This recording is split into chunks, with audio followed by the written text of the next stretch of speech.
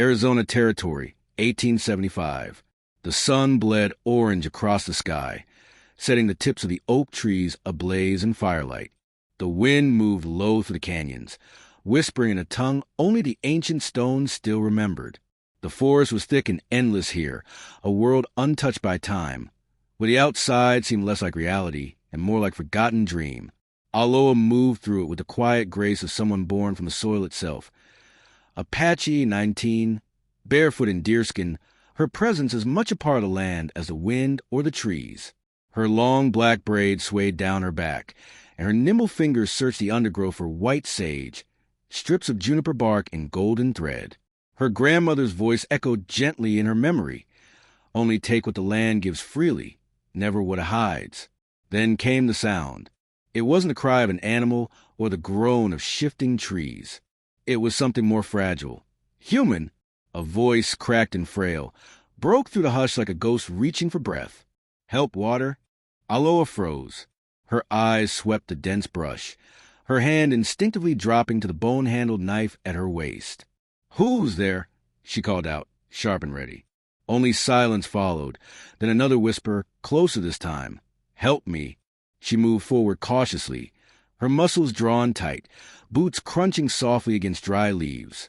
As she parted the tall grass, her breath caught. A rough plank, warped with age and half buried in moss and earth, lay oddly on the forest floor. Something was wrong. She dropped to her knees, brushing aside, and beneath it, soil shifted. A hand, bruised and blood-caked, reached weakly toward the fading light. Panic surged in her chest. She yanked the plank away and plunged both hands into the earth, scraping and tearing through dirt, roots, and pebbles. Her pulse thundered in her ears. Minutes passed in a frenzy before a pale, blood-smeared face emerged, barely breathing. A white man. His eyes fluttered open, dazed and far away. Aloha didn't stop. She drew her knife and slashed through the rough hemp ropes binding his limbs. His shirt hung in bloody tatters, one wrist grotesquely out of place. "Who did this to you?" she whispered through clenched teeth. His lips trembled, voice no louder than the breeze. "They left me to die." He passed out before he could finish. Aloha's heart thundered as she looked around. The forest stood still. No signs, no tracks. Whoever had done this had vanished like ghosts. She should leave him. He was one of them. White men had burned her father's body along with their home. Her brother disappeared into the hills and never returned. And now, this cattleman buried alive like a secret in the woods dragged every wound she'd buried back to the surface. But her hands kept moving. They didn't care about the past. They knew only how to save. She gritted her teeth and hauled his limp body from the grave, dragging him by the shoulders. He was heavier than he looked, his limbs stiff, breath shallow. When he finally lay free upon the grass, she paused. His face was lined with dirt and pain. His belt bore the brand of the Q Ranch. Quinn. Her stomach turned. Everyone knew the Quinn name. Land barons, burners of villages, thieves of sacred ground. Her hand went back to her knife. But something stilled her. His fingers reached toward her, not in defense or fear, but like a man dreaming of water. "I'm not my father," he murmured. "They want me dead before I say it." Then the light in his eyes faded, and darkness pulled him under. Aloha stared at his broken form for a long moment. Then, quietly, deliberately, she stood and made her decision.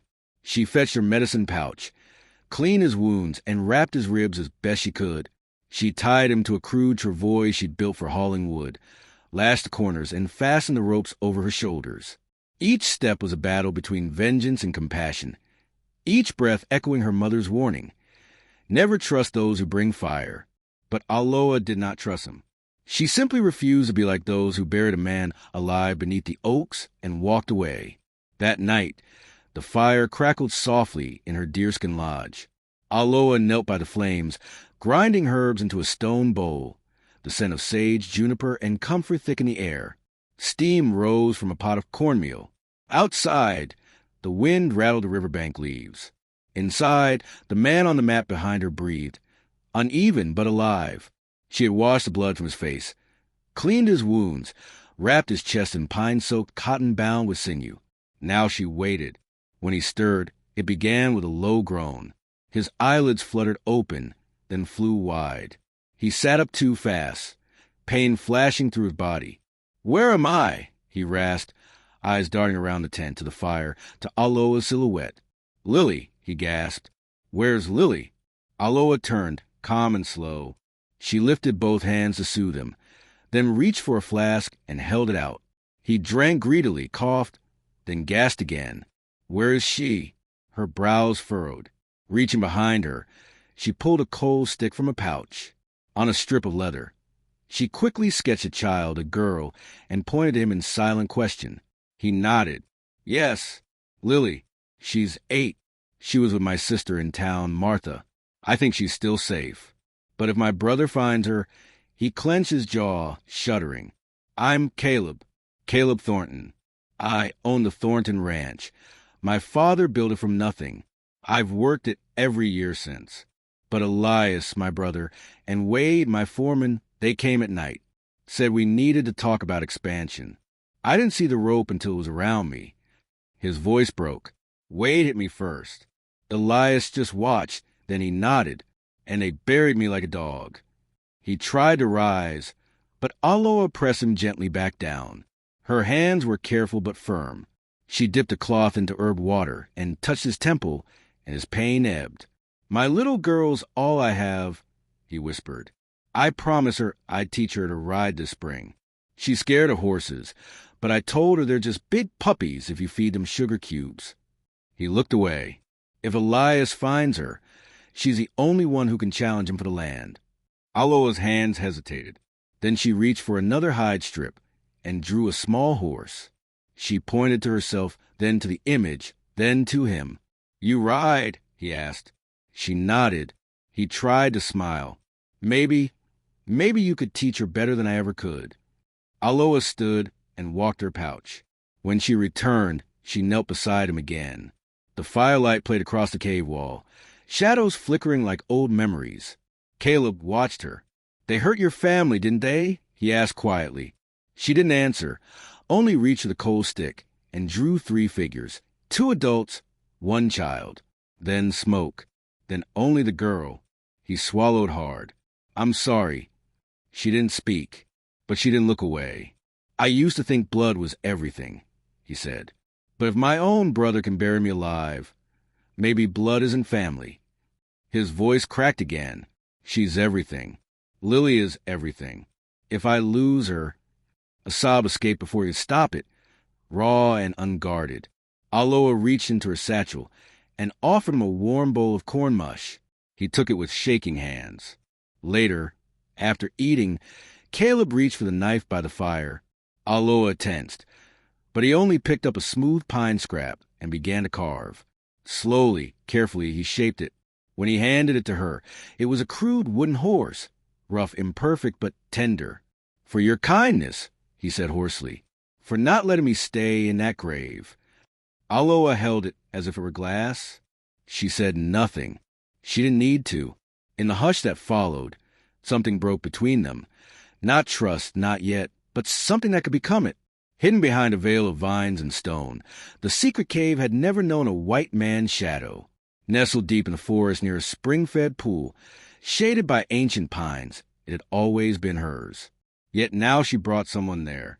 Caleb followed in silence, each step jarring his ribs, but every breath of cool pine reminded him he was alive. Inside, she spread moss for bedding and started a small fire. For days they lived in quiet rhythm. Aloa taught him to read the land, not with maps, but with his senses. She showed him deer paths to water, how to find edible roots, how to listen to trees for signs of storms. Caleb spoke of Lily. "She laughs like it's the first sound in the world," he said one day near the creek. "Draws horses, always. Says they're the only ones who really listen." Aloa smiled softly. "She never met her mother," he continued. "Jenny died giving birth. Lily asks sometimes. I tell her Jenny had a wild heart and gave it all to her."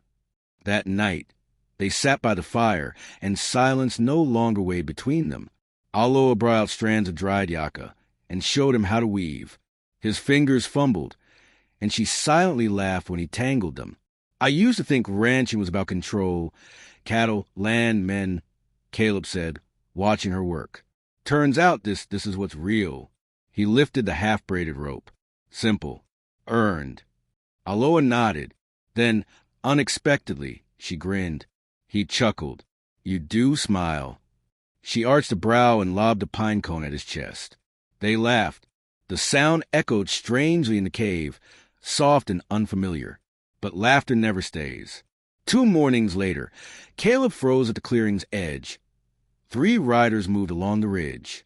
Not travelers, he told Aloha when he returned. Hunters. She read the truth in his eyes. They're looking for a body, he said. If Elias hasn't found it, he'll think I crawled away.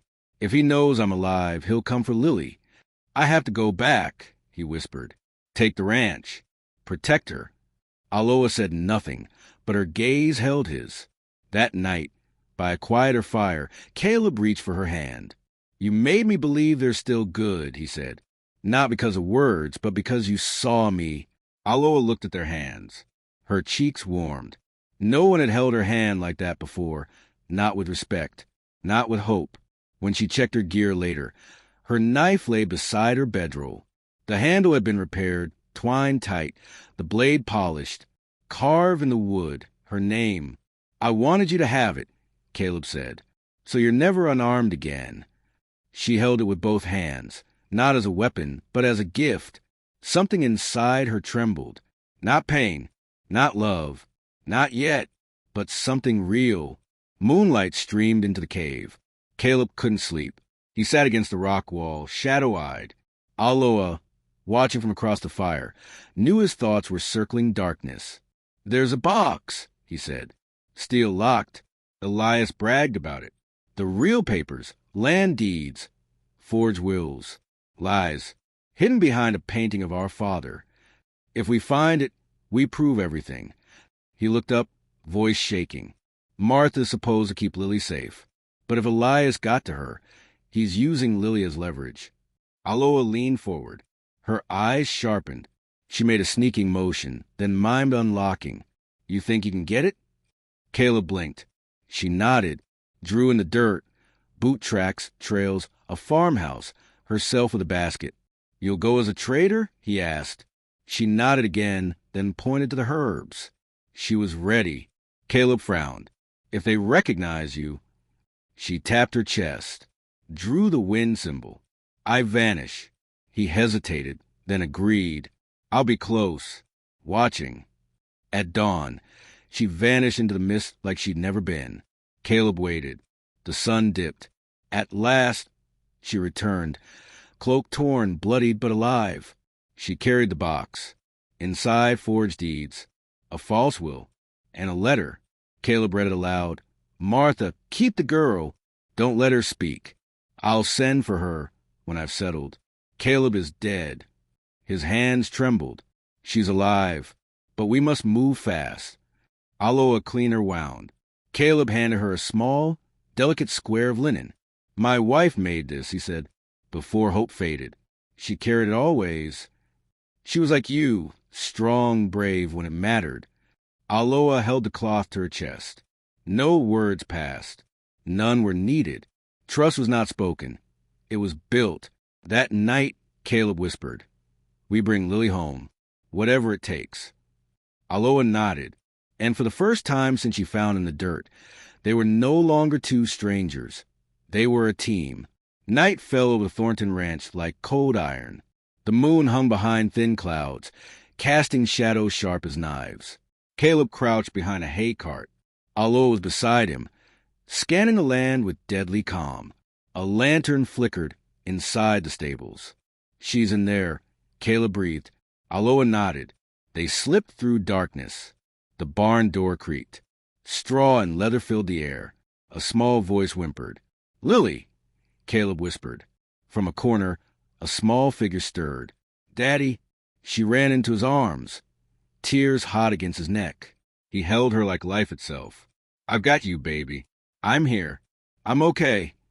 Aloha stood guard, her knife drawn and steady, every muscle ready to strike, her eyes sharp as obsidian. But before she and Caleb could retreat into the veil of darkness, a voice echoed from the barn doorway, sharp, smug, and unmistakable. Well, Elias sneered, his boots crunching into the dust, his shadow stretching long and cold behind him. The corpse walks. Wade stood just behind him, grinning like a dog gone rabid, the shotgun in his hands already cocked and ready. "Damn shame we didn't bury you deeper," he said with a drawl, his voice thick with menace. Caleb rose slowly, shielding Lily behind his body with instinctive ferocity. "You're not going to hurt her," he said, voice taut with restrained fury. Elias chuckled, casual and cruel. "You were always the soft one, Caleb. Always thought love could save land. Turns out dirt don't care who cries over it." But then, just as the tension reached its peak, something shifted. A flicker, barely visible, slithered across the barn floor like a ghost. A wisp of smoke, then another. Behind a hay bale, Aloha had lit a bundle of dried herbs, sage, pine, wild tobacco. The sacred smoke swirled and climbed, curling into a sudden wall of haze. The air thickened. "Get them!" Elias roared, coughing as the smoke blinded him. Chaos erupted. Caleb grabbed Lily, pulling her close. Aloha's blade flashed as she sliced the rope tethering the back stall door. Together, they burst into the night, the firelight trailing behind them like the breath of a dying beast. But pounding boots gave chase, Wade's voice booming with fury. Near the fence, a shadow lunged from the side. Caleb turned, just in time to absorb the full force of a wooden staff. It cracked into his ribs and sent him sprawling to the dirt with a grunt. "Go!" he gasped, his face twisted with pain, shoving Lily into Aloha's arms. "Take her. I trust you." "No." Aloha's mouth formed the words silently, her eyes burning, but Caleb pushed again. "Save her." Torn between the man she couldn't leave and the child she had to protect, Aloha ran. Lily sobbed against her chest, clinging with all her might. But Aloha didn't stop, not until the forest swallowed them whole, wrapping them in the safety of its dark arms. By the time she reached the cave, Lily was shaking, but she was alive. Aloha wrapped her in blankets, checked her limbs for injury, and kissed her forehead with quiet reverence. Then, without a word, she turned back toward the path, heart racing, her pulse of thunder in her ears. She ran. The forest blurred around her, branches clawing, roots snagging, but her feet flew over rock and mud, guided by instinct and the echo of his voice. She found him near the fence, groaning, one hand clutching his side, the other pressed against the dirt. "Aloha," he murmured, eyes barely open. She dropped to her knees, pressing a bloody cloth to his wound. "You came back," he whispered. "You shouldn't have." She shook her head, fierce and unrelenting, fingers tying the bandage tighter. Caleb's hand reached for hers, trembling. "You're the only person I need right now," he said. She held his gaze. In those stormy eyes, there was no fear anymore, no hesitation, only her. They sat there beneath the blanket of stars, wrapped in silence, his head leaning into her shoulder. She didn't pull away. Later, back in the cave, Caleb lay resting on a bed of moss and fur, his breath slow, his arm curled protectively around Lily's sleeping form. From beneath his coat, he pulled a folded piece of paper. "She made this for me," he said. It was a child's drawing. Stick legs, rough lines, a horse smiling too wide for reality. At the bottom, in crooked scrawl, "Lily, she'll want you to have it." Aloha took the page in both hands, her touch reverent. She didn't cry, but she folded it slowly, deliberately, and placed it beside her knife, not as a keepsake, as a vow. The Apache village lay nestled in a hidden canyon, guarded by cliffs and old pines that had witnessed centuries. Smoke curled gently from low fires. Drums echoed, deep and slow, beneath the rising sun. Aloha led Caleb and Lily into the heart of the village with steady steps, Lily's small hand tucked tight in hers. They were met with wary stares. Men gripped spears. Women pulled shawls close, suspicion written in the tension of their shoulders. But Chief Taza stepped forward, his weathered face calm, the wisdom of years etched deep in every line. Aloha bowed her head. Taza studied Caleb for a long time, then turned to Aloha and spoke in the old tongue. She replied with quiet words and gestures born of trust. Caleb stood tall, his hand resting on Lily's shoulder. "I mean no harm," he said. "Only shelter, and a chance to set things right." Taza gave a solemn nod, then motioned them forward. That evening, around the fire, Caleb spoke. His voice didn't thunder. It rang with truth. "I was raised on land stolen with fire," he said. "And now my own blood tries to bury me beneath it. But I won't let my daughter inherit that kind of silence." He met the gaze of each elder. "I want her to know truth. And I want her to see courage, not in a gun, but in standing beside those her father's people once wronged." The air shifted. Suspicion softened. What remained was respect. Elsewhere, Aloha showed Lily how to weave tiny flowers into a headband. Bright reds, soft blues. The girl giggled, first shy, then bold, asking questions that made old women smile. "She's quick," one said, "and kind." "She's her father's anchor," another whispered. That night, beside the flickering flames, Caleb sat with Aloha beneath the stars. He watched Lily sleep, a peaceful rise and fall in her breath. "She feels safe here," he said softly. Aloha nodded. "I never thought she'd smile like that again," he continued. Then he turned to Aloha. "You did that." She looked away, heart pounding. "I need to tell you something," Caleb said, his voice catching. "I love you." Her breath hitched. "But I'm afraid," he went on. "Afraid I'm not enough. That my past, my name, carries too much weight. That it'll drown the good I'm trying to build." Aloha reached out, brushing her fingers over his.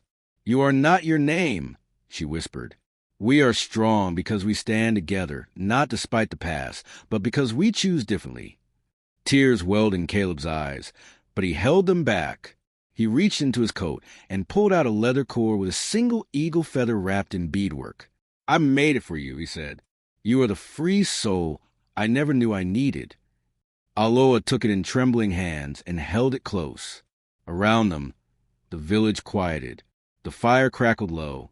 The elders watched, not with suspicion anymore, but hope. They had seen enough blood, enough silence. Now they saw something new. A man, a woman, a child between them. A beginning. Clearwater buzzed that night. Lanterns lit the sky like floating stars. Music danced with the scent of roast meat. But beneath the joy was something heavier, an undercurrent of change. Caleb Thornton arrived with purpose, flanked by Chief Taza and several Apache elders. No weapon at his side, just his old coat and a wounded body wrapped in dignity. Beside him walked Aloha, proud, calm, her hand curled around Lily's. Gasps rippled through the crowd. "Is that Caleb Thornton? I thought he was dead." "What's going on?" The mayor's face turned to ash as Caleb stepped onto the stage. "Ladies and gentlemen," he said, voice rising, "I ask for your ears. What I have to say concerns every ranch, every child, every soul in this town." Elias, standing near the livestock pens, turned. The smirk fell from his face as Caleb held up a stack of papers. "This is proof," Caleb said. "Proof my brother forged ownership transfers, bribed officials, tried to kill me to claim the Thornton Ranch." Gasps became murmurs. Murmurs became rage. "He buried me alive," Caleb continued. "Locked away my daughter." Elias pushed forward, shouting, "Lies! He's delusional." But Caleb held up a forged letter in Elias's own handwriting. "This is your doing." The sheriff stepped closer, but it was Lily's voice that broke the crowd silence. "Daddy!" she cried, sprinting up the stage into his arms. "He told me you were gone," she said through tears. "But you're here." Caleb clutched her to his chest, trembling. "I'm here, baby. I'm never leaving again." Lily turned to the crowd. "My dad's not dead. He came back for me. He loves me." The crowd erupted, shock, then fury. "You tried to kill your own brother?" Elias tried to flee, but the sheriff's men closed in.